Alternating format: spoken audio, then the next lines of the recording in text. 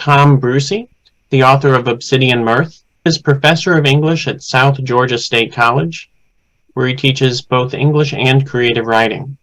He is also the author of another en route book entitled Children of Slate. Thom? I'd like to start a little by explaining the metaphor that's sort of encompassed between the image and the title. I've had a number of people wonder what the heck it means. So you'll notice that the landscape is severe, and that there's an egg balanced precariously on the edge of a cliff that falls into doom. And there's a human figure encased within the egg. And the egg, of course, represents life, and so the human spirit, I hope, is invoked here. And the precariousness of the location of the egg and the symbolism of the image is that we humans are kind of balanced on the edge of between sanity and insanity, sort of like hope and despair a little bit, Grace. Because this book is about mental illness. The main character develops adult onset schizophrenia. So Obsidian Mirth, Obsidian, of course, is a black stone-like quartz of a sort, but and it's very beautiful. You can chip it, and it's shiny and sparkly, and ancient tribes used it to make knives, and but also spears and arrows. So in its beauty, there's death and danger and kind of a dark side. No pun intended, it being a black composition. And mirth is humor, but in mythology, mirth is especially in the Gaelic tradition. Mirth was a humor sort of developed by the elves or the fairies, and they would pull a human woman into their group, and they made a delicious wine. And when the young woman, always a young virgin, drank the wine, it tasted delicious, but it made her exceedingly drunk. And then the fairies would compliment her, but all of the compliments were derogatory. And the young human woman did not realize she was being made fun of. And so mirth is really a dark humor, an insulting, degrading kind of humor. And so the intent of these two composite signs suggest mental illness. A psychologist told me once that a person who is mentally ill, especially a schizophrenic person,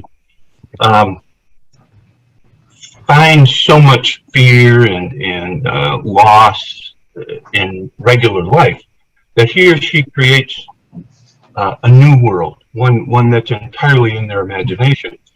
And that's where things like seeing people that aren't there, delusions of grandeur, audio conversations that take place. All these things happen as a matter of both biology, sort of a dysfunction of the nerves. They don't actually break, but they don't work right. And the emotional need to get away from all the things that such an illness causes. And my first wife was a paranoid delusional schizophrenic. And in thinking about writing this book, there are some marvelous books about schizophrenia, some written by schizophrenics who reach moments of clarity from time to time. They're never permanent, and some are more clear than others. It's kind of like the bell jar, for example, or I never promised you a rose garden, or Najitsky's diary. But these are first person.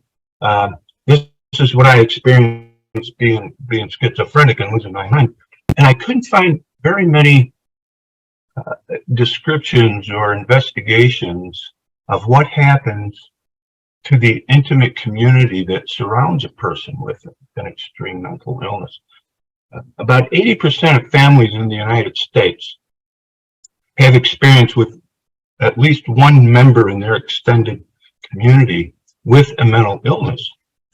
And mental illness, human beings, we're all connected, the web of life, husbands, fathers, mothers, we need one another. It's a basic component of the ability of human beings to love one another, is that we need one another. It's a genetic as well as an emotional drive. So the entanglements of normal human community are exacerbated when one of the members develops a serious illness and essentially discommunicates from normal life. They don't talk the same. They don't perceive reality the same. And in the case of severe mental illness, they completely separate from those they love. But those who love them don't separate. Their reality remains tender, desirous of healing, and very often with severe mental illnesses, there is no healing. So I wanted to write a book, and this book is written in first person narrative form by Daniel, who's the husband of a woman, Charlene, who develops adult onset schizophrenia. And their friends and their business associates and the consulting psychologist, and that becomes the web, the community of this particular family. And it of course, it explores the severity of the damage that happens to a person who loses his or her mind. But it also explores what happens beyond it. What happens to the person who loves a person who can't love back anymore? What happens to the person who loves someone who the other person doesn't even recognize that same personhood? There's a disintegration of not only the person who's ill, but of the relationships that surround and create and hold that community together. So that was the purpose that drove the dramatic moments that moved this story plot. And in the end, the character Daniel, the husband, he has to decide what's he going to do about this. My wife isn't my wife anymore, but she's still my wife legally. They made these vows. Let's love one another for the rest of our lives until we die, and we're going to do that whether we're rich or poor, whether we're sick or healthy, and those sorts of things. You wonder, well, where does sickness lay there? How healthy is healthy, and if there's sickness, we can go ahead and get divorced. Church has a way of saying, sometimes you can disassemble a marriage if there's maybe reasons. Certainly the law, it's simple in American law to get divorced. You just don't have to like each other anymore. You can say, well, yeah, we're out here, we're going to do something else. But the depth of meaning of marriage vows, Daniel, he's not sure that they're so simple. And he has to confront the cultural pressure of the medical community and the family and the friendships that say, look, she's gone. She's not the person you married. Go get divorced. Not a big deal. Get on with your life. And he has to struggle with, what do the marriage vows really mean what we say when we say them? And how do I do that? What he says, well, what if I'm going to stay with her? How the heck am I going to do it? I need love and I want love, and so there's this pull of desire that's oppositional to reality. And of course, the only way to subsume that kind of complexity is to allow some sense of the divine to intervene in not only the thought process, but the actualization of intent. And so in the end, he has to struggle with how is he going to manage. And so I'd like to take a little lead from Grace and Linda and read just a moment in the book, a small section in the first chapter that introduced the theme, essentially, of the complexity of the novel, but also might be a nice place for me to end to sort of display what the conundrum is and what can he do about it. So this is just a little bit, if I may. So it's a description of love and sort of a definition. So love is not 50-50 or 60-40 or 80-20. It is not even 100-100. Love is 100-0. When a man loves, he gives everything he's got, and he expects nothing in return. He loves unequivocally because he loves. Love is love. That's it. And when a man loves a woman, he loves her. 100%. Nothing less.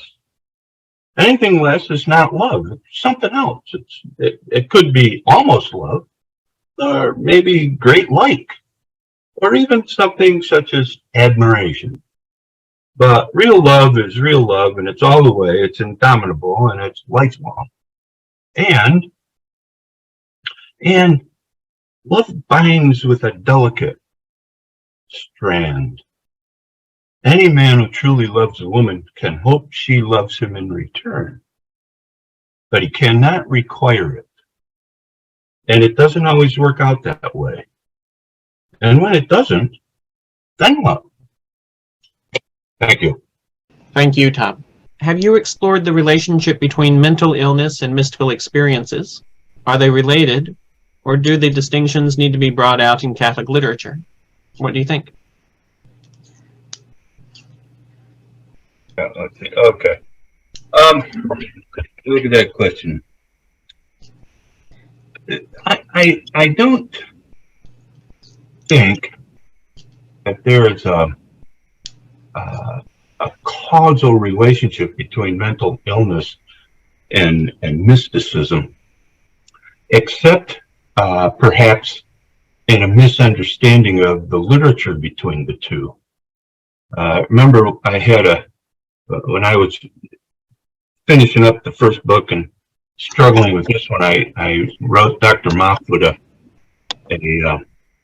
text or an email, and I told him I just finished reading this book I discovered called The Cloud of Unknowing, and I didn't like it because in that book there's this kind of sense, if you really want to be a mystic, you have to let go of all of your senses and go into this cloud of unknowing. And I told Dr. Moff, no, I'm a sensitive man. I need my 5 senses, and my writing needs 5 senses. You got to bring your emotion and your descriptors from the senses. And he was very kind and of course erudite, and said, well, maybe later you'll read it again and get something out of it. And not too long after that, when I was struggling with how is Daniel going to sort of mix the horrible feelings he has at the loss of his wife and the need to still love her, because you're not the same thing when somebody's mentally ill. And so I was reading Thomas Merton on contemplation, and in the introduction, makes note that some of what we have to do to recognize how the Lord works us into meditation rather than something we can actually do. It's similar to those ideas expressed in The Cloud of Unknowing. And of course, at that particular moment, I thought I'd better send an email of apology to Dr. Mahfood, but I never did, but I shall apologize now. But see, mental illness is a loss of contact with reality. It's schizophrenia, at least. Severe schizophrenic break never heals. And the mystical experiences, you know, my limited exploration of that, and I caution myself about speaking too much of it and to it. It is a divinely guided consummation of the Holy Spirit and our souls. A completion, one might say, of who God intended us to become. Whereas mental illness is a psychic split that disconnects that person from everything we know or understand or think we know and understand about what it means to be human. They lose that. That's the sad loss. One time in my life before she died, she said, we were talking, and she said, you know, sometimes I think I'm not insane anymore. And probably was the saddest moment I ever had with her regarding the loss of her personhood. And with a mystical connection, I mean, it's like, you know, I don't mean to be disrespectful to anybody here, but that's all. You know, that is a moment, a tiny sliver of moment in time of an experience with a timeless being who's not bound by time or space. So I hope that helps you, and, you know, you write your novel now, or send the question in. Thom, Children of Slate is quite a different book from Obsidian Mirth. Would you talk about that? Do you see any connections, psychologically perhaps, between the two works? Well, I think there's this connection. In order to understand love, Daniel in Obsidian Mirth had to understand forgiveness as an aspect of his own healing. So he had to forgive Charlene, his, you know, wife. He had to forgive her. He had to forgive himself, and that, I think, is also a somewhat of a pattern to maneuver into, you know, some aspect of contemplative prayer, which eventually, when successful, connects us up to an unending, ever-expanding, explosive, ongoing lovingness of a divine creator, and that spark of connection. And in Children of Slate, my intent with that book is to explore the reality of miracle in contemporary culture. I do not believe that the age of miracle is gone. I think that, you know, God acts within the physical realm in some manner. I'm not saying I know how. He doesn't explain that to me. Might not till I'm dead. But there's a decisive, powerful energy at work in all of our lives if we give it permission to reveal.